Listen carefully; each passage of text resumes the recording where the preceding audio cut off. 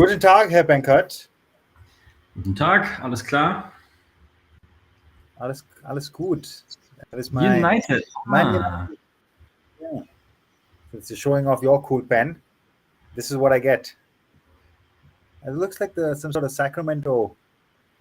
You've got a crown, you've got some kings. It says it's a boutique hotel. I don't know where it is. Whoever is interested, do your own research. Go look it up. By the way, before we Find out where start, Benjamin has been. I would like to encourage everyone to interact with us through the chat function today. We had 0 comments last time. Not even anyone trying to learn a foreign language, which is totally not connected to our show, showed up and asked something. Yes, but as people are coming back from summer holidays and stuff, as we are as well, so come say hello, have a chat. We did a big episode, well, a bit of a big episode. We covered a lot of stuff last week, and now we're getting back in the rhythm of things. Also published an article today, which I have to put up on LinkedIn and stuff, which is about top news or like what's been happening over the last few months. So we're slowly getting back into the content cycle, Benjamin. And do we have some good stories for us today? You want to dive right in? We're not discussing anything else No. now. We can talk about talk about whatever you want. What do you want to talk about? I've been talking about this. Let's keep that for the end. Let's do the news so that people who are here for the news get their stuff, and then we see what we can come up with. Right. We are starting with the top funding round of the week. We picked 2, and we've seen 2 big ones actually.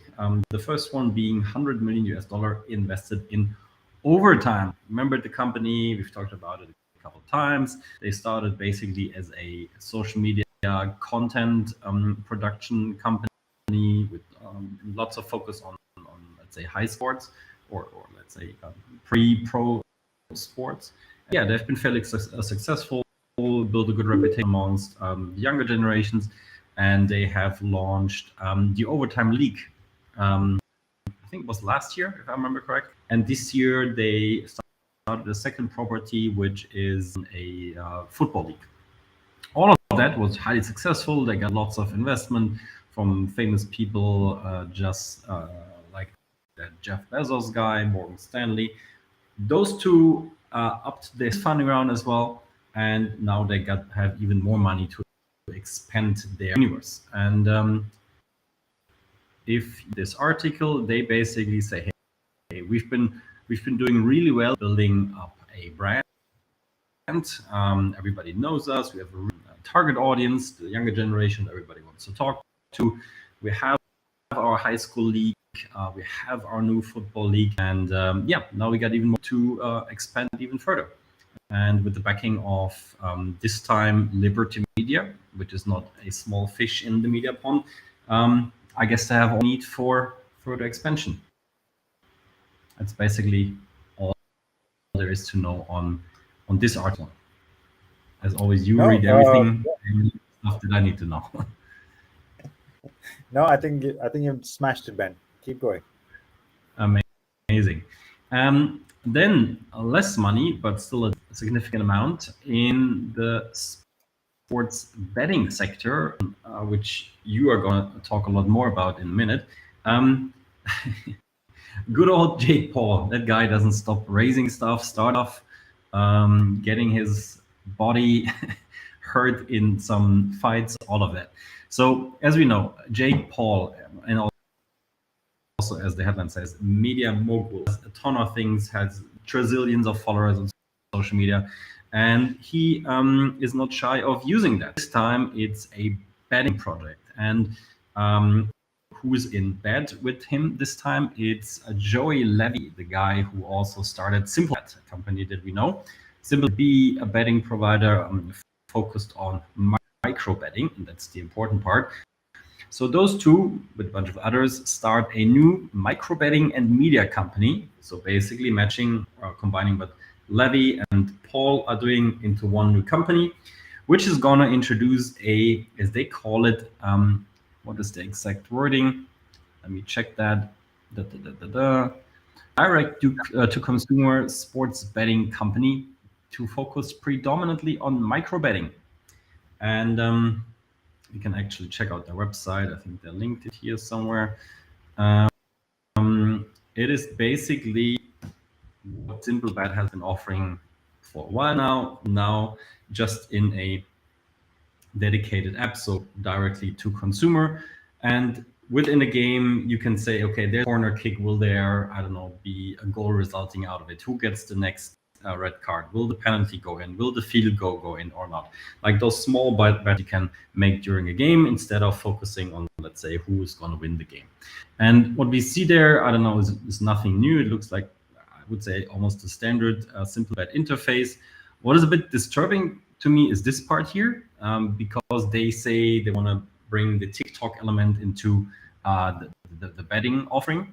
I'm not sure what exactly those examples here have to do with the app that they're gonna bring out, but maybe you have an idea. Or asking you in general, is it a good idea? Are they just using the popularity of especially Jake Paul, or do we see something groundbreaking and new here? Not really, nothing groundbreaking and new. I think this is the idea of just introducing, um, let's say, different forms of influencer marketing. That's all it is. It's just finding where your audience is. And I think I've read a few articles on how betting companies are looking to new media formats, TikTok being the one that they talk about the most, as a way to drive audiences in. Because as we know, betting companies pay a lot for user acquisition. So influencers can make money off betting companies by promoting them. We're seeing a lot of these, let's say, advertisements. Effectively, that's what they are. This is a TikTok ad that your influencer is shooting and saying, "Hey, I'm at the game. I just made this incredible bet. Blah blah blah. Come Yeah, join me might on this be. app." So, But sorry, you're saying coming something? to no, I fully agree with this. Yeah. But coming to the big book, already have been playing that game for a while. What do you have there for us? Yeah. Yeah. Exactly. Just taking it into the main story of betting for the week. This is following on. Actually, this is a hat trick of betting stories, because if you remember, the last week's top story was the NBA and their 3,000 games a day, which was they were creating for betting. So this is more and more betting news, which we're bringing to you. The latest is an acquisition. It's a pretty big one.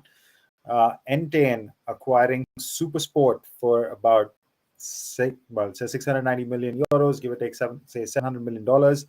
Um, Entain will set up a separate entity in Eastern Europe. So the company they're acquiring, Supersport, is a Croatian company. All right, so Croatian company which is into sports betting. Entain is acquiring 75% of the company for this price.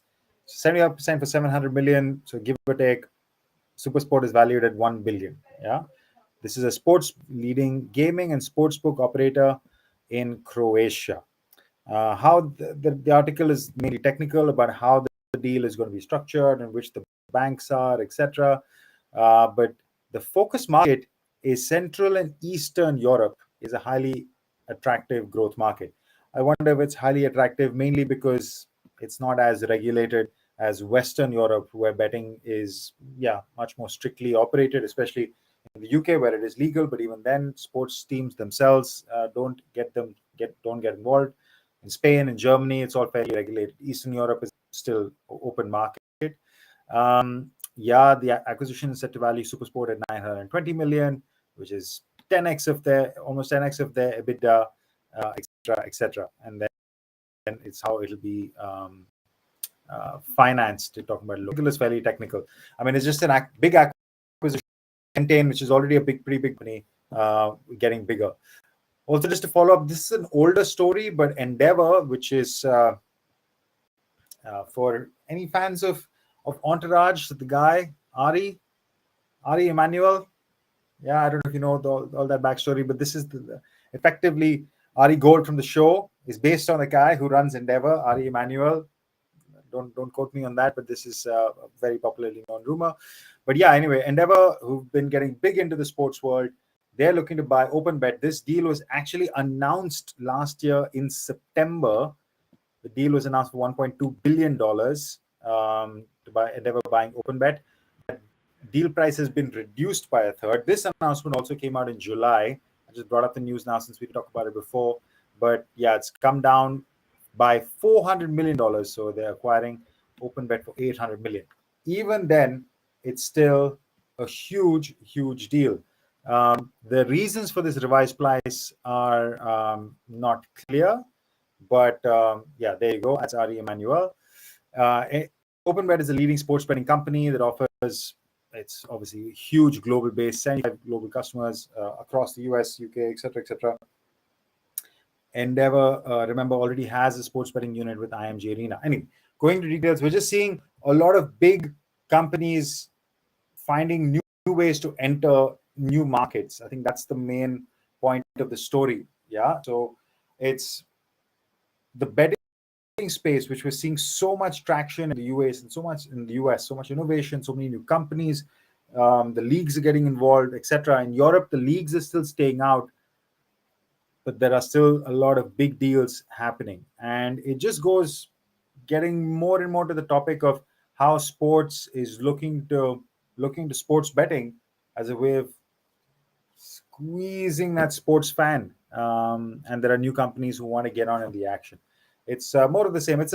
I don't know. I'm not so happy with talking about sports betting. I think it's a huge, fast-growing industry, but it just doesn't feel right. But We should say it exists. These are happening, but we've talked enough about it. Yeah, fair enough. Fair enough. Yeah, but worth mentioning, there's still so much action happening in the sports betting space. But I think enough about sports betting, Ben. Let's go to your favorite topic. Finally. All right, here we go. We are talking about NFTs. And this time we are talking about swag golf. Before I talk about this, question to you: have you ever heard about swag golf before? No, I have not. Me neither. This was the first time. It looks cool right away. I've read the article carefully, and I think this is the important part. Swag golf is one of the world's fastest growing premium limited edition golf as accessory, equipment, and apparel.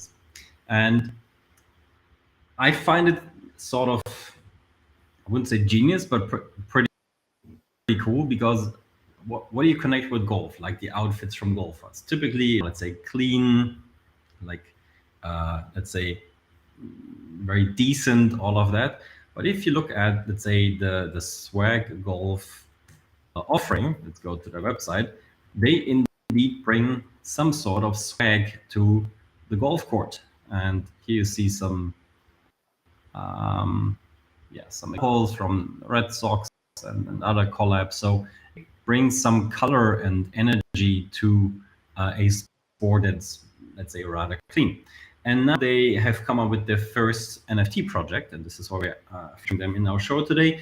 They said they have been waiting for quite a while, reading the market, see what works and what doesn't work, to really offer something that brings the customer or user an advantage. So they're dropping what they call the swag skulls, staying on brand there, same color scheme, all of that, what you see here. And they come with a special benefit for the real world.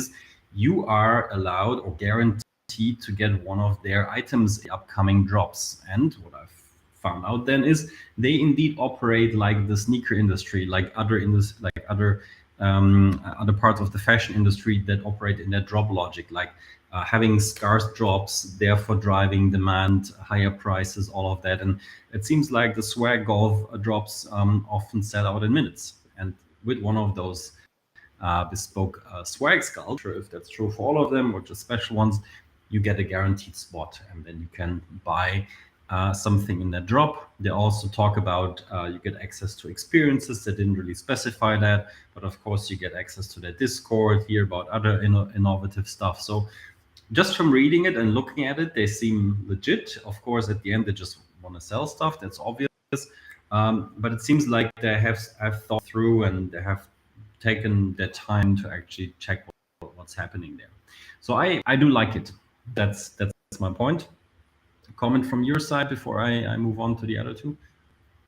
More than a comment, a question, Ben. Will NFTs be finally the thing that gets you interested in golf? Um, I mean, as I said before, I'm the master of mini golf. Some people would disagree, but that's what I can play. And I've tried golf, and I liked it. But like I said before, I had more the Happy Gilmore approach of golfing than like a proper one. So I think maybe not the NFT, but the outfits I find Yeah, interesting for the it's a, golf course. So yeah, so that's my comment. You like it? You not like okay. it? Yeah, it sounds interesting. I mean, I was actually going to disagree a bit at the start. I mean, yeah, golf usually traditionally is yeah, it's very traditional, like Wimbledon, I guess. In a lot of ways, the outfits are quite basic. But no, I think golfers now are getting more and more expressive. Like my friends who play golf, they love showing off super interesting socks and very interesting belts, and they have like these tiny accessories that they want to show off under what will be like a plain t-shirt. So there has been one item on their person that is like shining in that outfit. So yeah, the golfers can be a lot of fun. I can testify to that. The offering itself, yeah, looks interesting. How successful or not the launch is going to be, you already said that they have done stuff and it seems to have got a good response, so there's no reason to believe that it would not continue. Not, I mean, the response was to the physical product drops, not the Yeah, stuff. Yeah. sure. I All mean, right, if the brand is then doing well, then fair enough. two quick notes. I'm not gonna go into this too intensely. We have news from the Major League Soccer Players Association. They have partnered with Splinterlands to develop a blockchain game. I can throw a bunch of buzzwords towards you now. We have to wait how this game actually turns out. So it's a play to earn game. I'm sure you can use some NFT. And of course, the collaboration only makes sense if Splinterlands is allowed to use the names of the players that the MLSPA is representing. So expect them in there as well. But it's still in development, knows what it's going to look like, what exactly it's going to happen. So we have to wait on that one. That is news number one, or number two, basically. And then we have one more from the NFT world. It's Dapper Labs for the first time having a team collaboration as well. So far, it was only leaks. Now that shows the LRMs, which makes sense because they're the current Super Bowl champ, and they're gonna, sell you, amongst other things, this beautiful championship ring from the Rams as an NFT. Not even sure if you also get it as a physical one, like the Warriors said. Was it last? Yeah, I think early last year, March, April-ish. But yeah, they're gonna sell a bunch of NFTs throughout the season, and it's not gonna be their last team they are partnering with. These are the other two NFT news. Any comment on that, or are you moving on to the beautiful game? No, I'm going to stay with the topic of football, but before I move on quickly, I think just one question: the Splinter Heads, was it? Do you know this company before? Have they done anything interesting? No, I didn't know them before. They have developed blockchain games before, but not in sports, as far as I know. Okay, it's interesting to see. I always find like these rights holders. Well, I guess the MLSPA is not the main rights holder; the MLS is, but rights holders taking bets on smaller companies in some ways. I always like, I mean, which is good because you can't have everybody running to the big dogs. But I mean, these smaller companies end up spending, I guess, a lot of money to acquire IP rights. And as we've talked about a lot, like this game seems to be built around who has the rights to do what. So yeah, I guess in a way it's good to see some new names come onto the fold. Yeah. On the other hand, I mean, building a game is really tricky. So if companies can reuse something that has been proven successfully, like all the Roblox collaborations that we see, then it's okay. But building something entirely new, play to earn, we also have some sort of, let's say, tokenomics included. Yeah, That's a tough one, and we've seen a bunch of these news over the last year, and I have not come across a single game that has, I don't know, at least like properly shown to the world, neither been successful. So yeah, still waiting for that.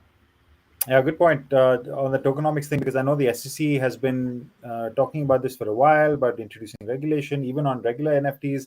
Dapper Labs got sued last year by some individual claiming that the collectibles are actually securities. So, yeah, some gray areas with the tokenomic stuff. But yeah, as we keep saying, it's super early days, important to experiment. Let's see if something comes from it. Yep. All right. With that, I'm going to go to the next story, sticking in football. A couple of nicer stories. Actually, I quite like both of them. Ben, you found this one, which is Leicester City's King Power Stadium is the first in Europe to offer checkout-less hospitality. I was quite surprised, actually. But Yeah. basically, you will be able to pay food and drinks without ever having to go to a counter and a cash till. Um, I mean, we've talked about Tended Bar and a couple of other startups on this program where there's no person serving, and Europe is still like, moving not even to cashless systems. But I think everything is innovation is important to see across the board. But Leicester, the first to pull the plug. They're working with a company called Levy UK. I looked at the website. There's nothing much on there. Levy is just basically a service provider. It's not a technology company themselves. They, I guess, would have had a third party that they're working with to actually bring the technology. But what is it? It's something. It's what they call tap and go innovation, allowing fans to purchase food and drinks without having to pay at a tip. I also look for videos, but I couldn't find anything. All I've got is some quotes. Truly frictionless food and beverage experience purchased through tap and go is a major step forward. Yada yada yada.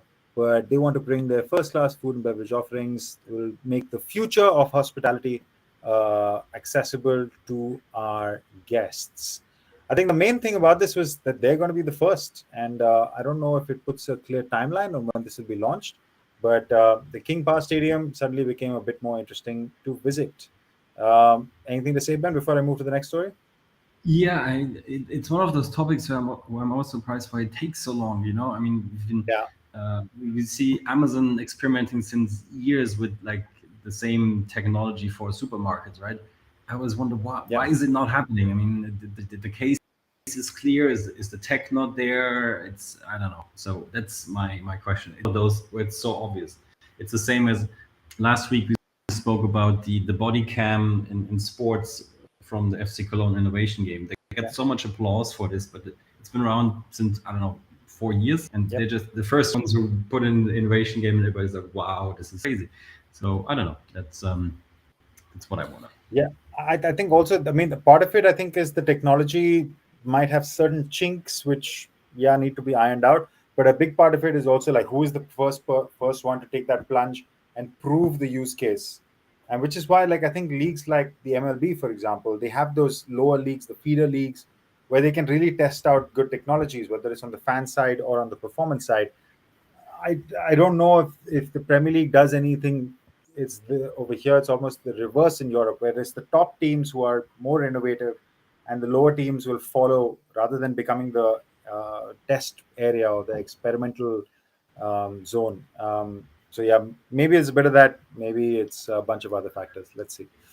But the Yep. part B of the story I actually quite like. This has been a conversation that has been happening for a while about making the VAR conversation public. Yeah, is that basically just the audio, nothing else.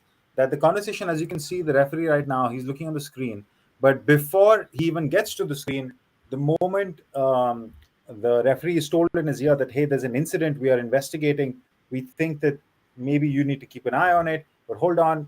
And simultaneously, the referee is watching play because he has to allow the game to play. In the meantime, the other referee is talking in his ear. So I've actually heard one conversation which Sky Sports kind of played, not actually played, but they just talked about it, like not reading a transcript, but almost like that, and it was super interesting.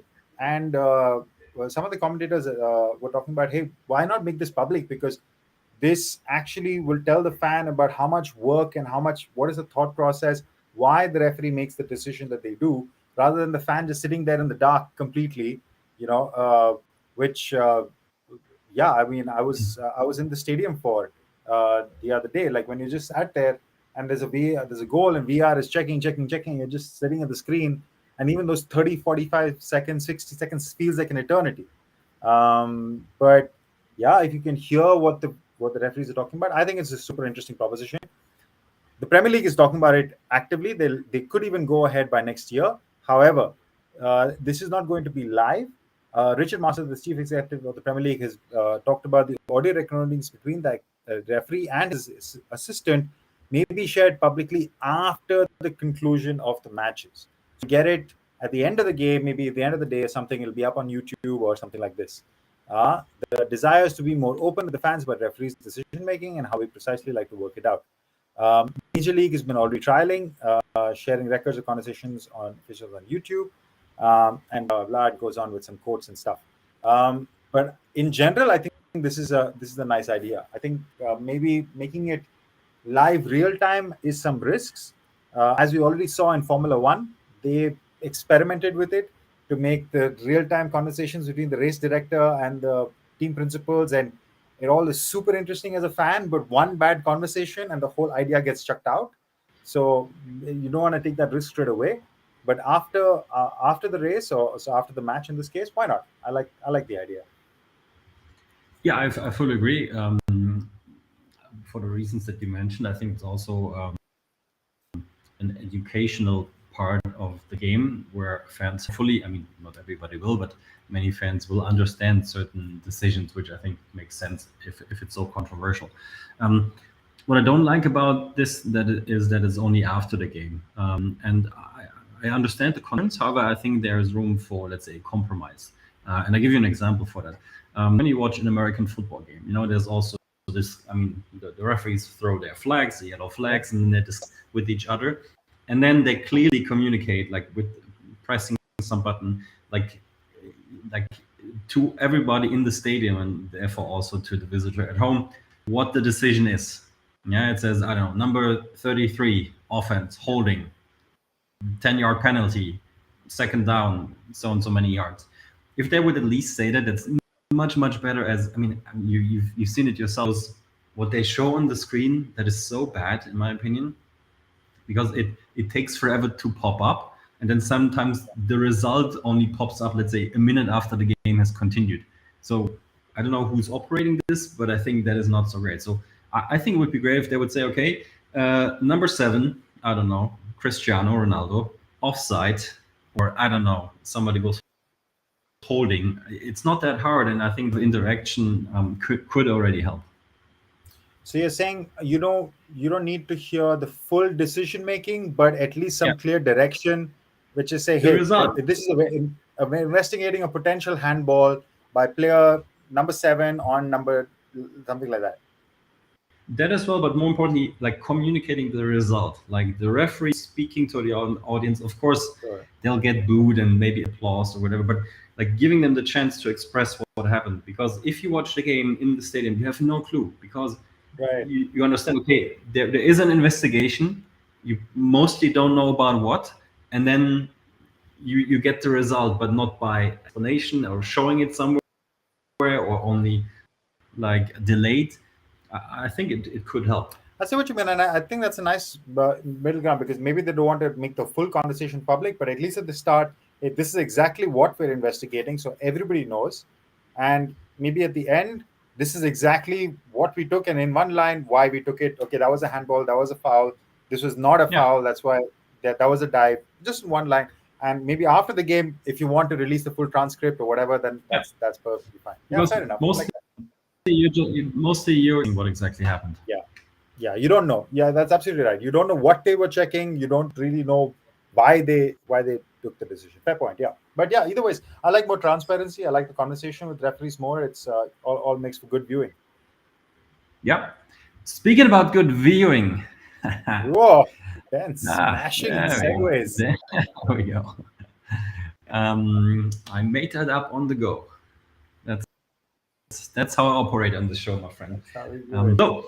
We're talking about a topic that we've covered a bunch of times with different companies, and it seems to be news around Apple's headset. It's important to say this time it's a VR headset, which is not the AR glasses that the Apple glasses or whatever they call.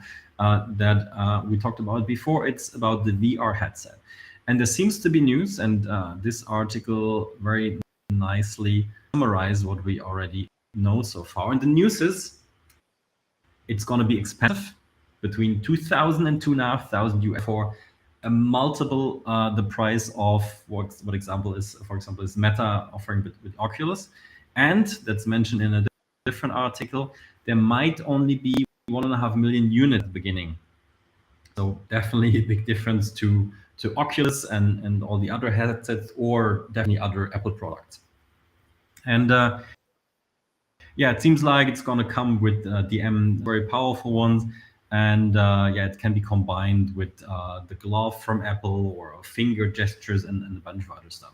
But the main question out of this is, why is Apple actually doing it? There was this other article who's mentioning the unit, and because I think that is the biggest question here, and I think the answer was somewhere in here. First of all, they said, hey, it's rather a product right now for, let's say, other companies, so institutional use, or potentially from some pro customers, or people who actually like do sports with that, or something like this, like heavy users basically. But the other thing is that they believe that it's important to get it out to be ready for the metaverse in a bunch of years. And they know that right now the metaverse is a big topic, but nobody is like properly using it on a day-to-day basis.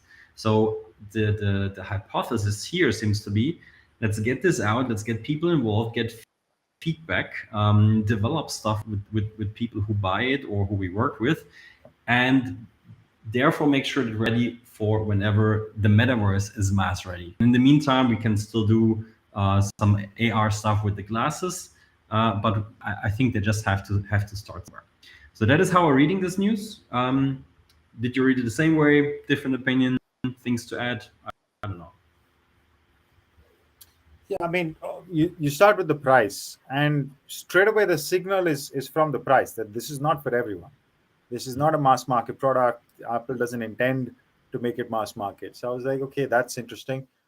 But when they said this is a limited release, then I was like, oh, this is just like an open beta. That's basically what it is. This is like, hey, we're going to release X number of products. We're going to make you pay for it because we don't want to. I think we've already moved past just the free editions and free testing, and which is why they're taking it to a wider audience. Now, this is a completely new form factor. Yeah, we've seen the Oculus headsets be around for a while, but I would imagine that if Apple is doing something at this kind of premium segment, that this is got to be something better. Like there has to be a pretty significant step up, I would imagine. Otherwise, I don't know how they justify being 5 times the cost, because Oculus is what, $350, $400, something like that. So it can't be 5 times the cost and do a limited edition run and then be maybe 20-30% better, or the graphics are better. No, I would imagine that this has to be, a bit of a technological step up, and that's what Apple is hoping to achieve. The rest of it, yeah, I mean, the rest of it is, yeah, we want to be inclusive. We want to put it in the hands of a testing community rather than a consumer, like a wide consumer audience. I understand that. I think they're just doing basically a paid open beta, because I think that, for a corporate to spend $2,000 on an interesting headset while they're developing some cool technology, that's nothing. But for an individual, $2,000 is a lot. So I think that's the pocket that it'll sit in.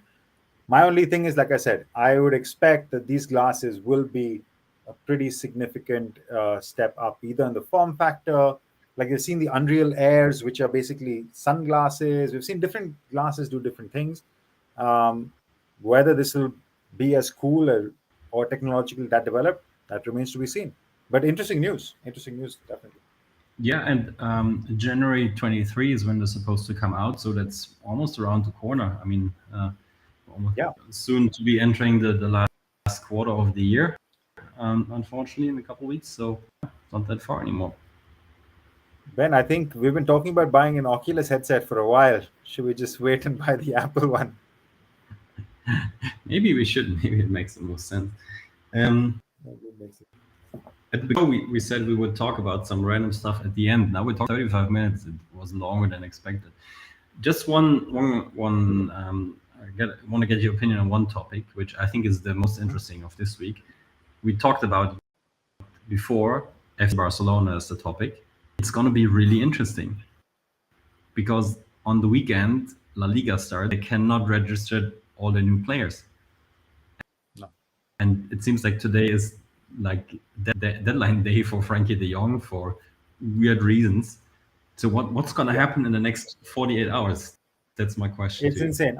I woke up this It morning is reading an article about this. I mean, I'm sure maybe you've seen the article that they around how they on Wednesday. manipulated the money with Sixth Street and the extra 150 million. I think No. we talked about.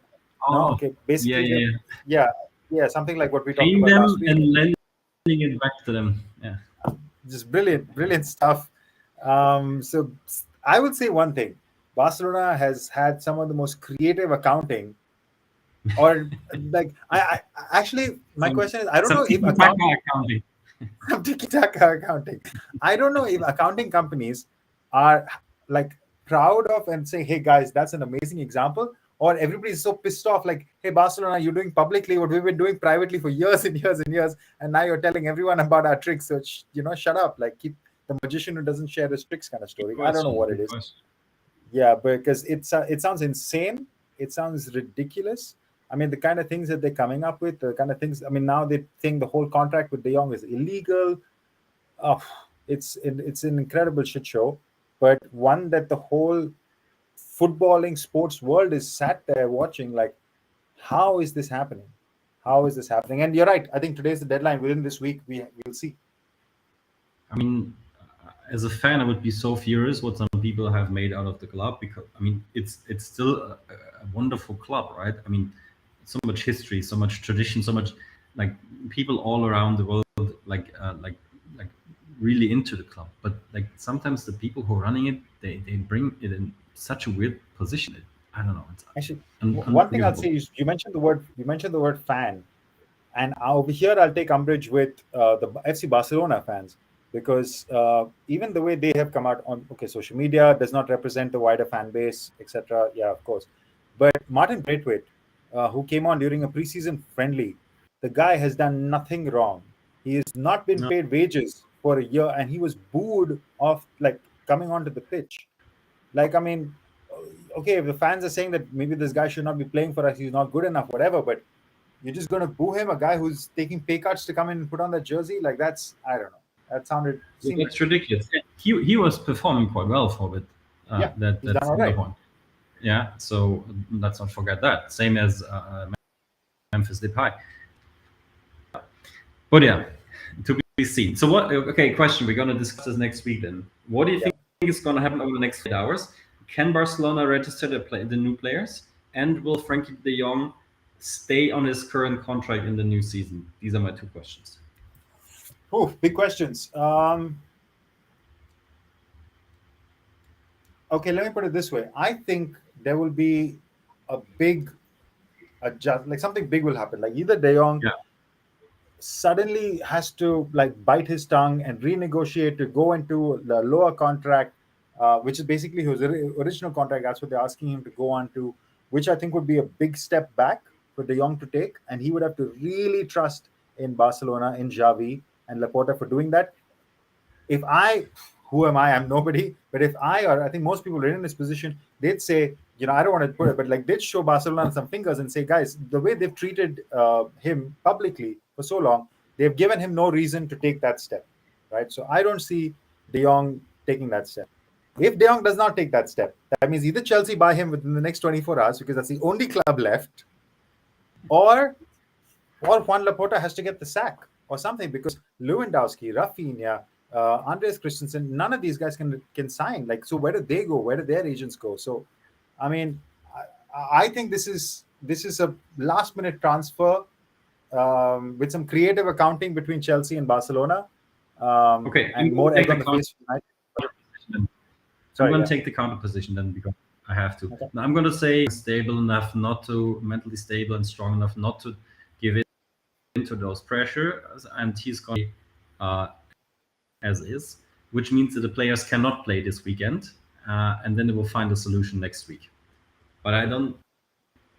I don't think something is going to happen in the But next but I don't 24 know. I hours. mean, if you don't register the players for La Liga season, you can only re-register them in January. I'm not sure That's about that. No, that's as I far think as it's about registering for the first game. I believe, I'm not entirely sure, was the question. It's not to register for the season because the transfer window is ah, still open. yeah. You're right. I think while the transfer window is open, you can still continue to register players. But once the transfer window is closed, yeah. So basically, okay, fair enough. That's a good point. They have till the end of this month, 20 more days till some shit happens. So Yeah, yeah, let's let's see. see. Well, so they might not play the first game, but they'll find a Yeah, solution. that's Yeah. my guess. All right, let's check next week. All right, everyone. 41 minutes, enough for today. See you next week. Cheers.